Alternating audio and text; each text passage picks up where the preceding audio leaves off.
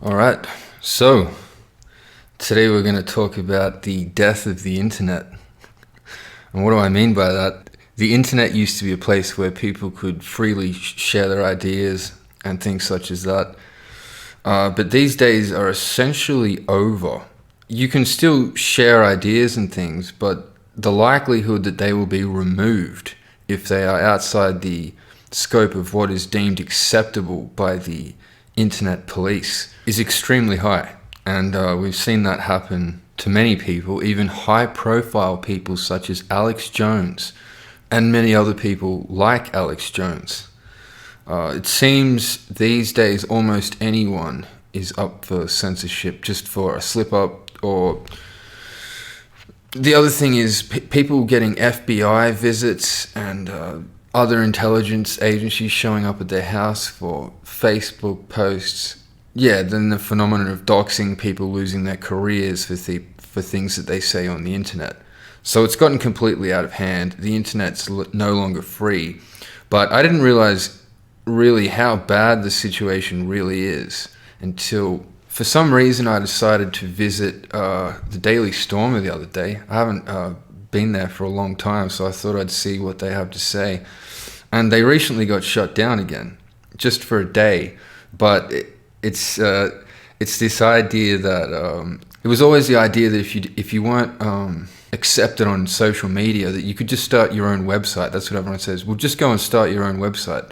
Well, you can't even do that anymore because websites are being shut down now. And this has not just happened to the Stormer. This is now happening to other websites. The website 8chan has been shut down. And the reasoning they gave for this is because people who commit what they call terrorist acts are posting on 8chan. But then what you find out, when I looked at the Storm article, there's a video from the CEO or the owner of 8chan, and he specifically says that this accused terrorist was posting on Instagram. But, don't hold your breath for Instagram to be shut down, no matter how many terrorist posts are on there, or whatever other crazy shit they have. There have been people killed live on Facebook. No one gives a shit about that. So this is all clearly politicized stuff. It's got nothing to do with the severity of the content or where it leads. It's got to do with specific political angles. So I listened to Andre Wanglin talking to Ralph. I can't remember his last name, but Ralph from the Ralph Retort. And they were talking about this. And they were talking about the levels at which this internet censorship and removing of content is going. So apparently a lot of metal music is just being removed from the internet. Like they're removing vast amounts of metal music from the internet. Now, why is that? If you look at the crowd that attends like a Wacken festival, which is, I think, one of the major metal festivals, you look at the sort of people who show up to these events and what they're all about and who they are, and I think you'll see straight away why this sort of stuff is being removed and shut down. It has a specific crowd and a specific message, generally. Like the core of the metal crowd is very Western, let's say. Then there was talk of, in like 90s rap lyrics and things like that, there's a lot of negative things to say about homosexuals and such. And apparently now that most people in the world these days don't really buy much physical music or physical DVDs and things like that. Most people are streaming now and using streaming services or downloading. And apparently what's happening is that these censors are getting into old music and old movies and such and editing out scenes and lyrics that they deem to be politically incorrect. They are essentially rewriting art history. I can't believe this is even happening, but yeah, apparently this is true. They are removing what they deem to be homophobic lyrics and un-PC content from movies, and they're now giving you the PC watered down version, the redacted version that's probably got nothing left to it, nothing of any value or substance.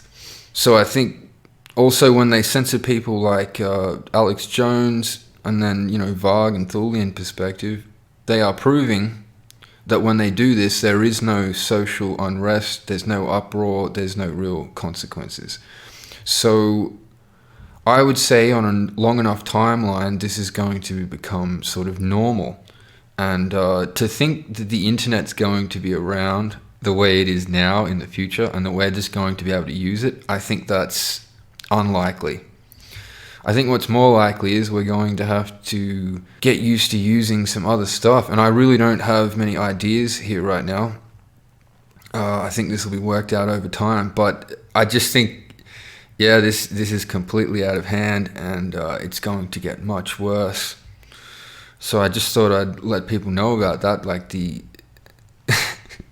the alarming amount of censorship that's going on and the type of censorship that's going on. And I'll expect this to continue on into everything. They are going to completely delete a certain political stance and a certain cultural stance and artistic stance.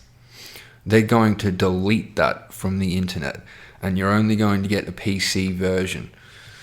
Which, by the time that happens, there is no longer any point to using the internet at all. We'll have to resort to something like a Tor browser, or, I imagine there will be other things such as Tor browser. I think there's one called Brave. I don't know anything about Brave, but I'm going to look into that. But anyway, the future of the internet is very uncertain, and I think we're going to have to find other ways to communicate and post content. But I guess we'll find out soon enough, won't we? Until next time.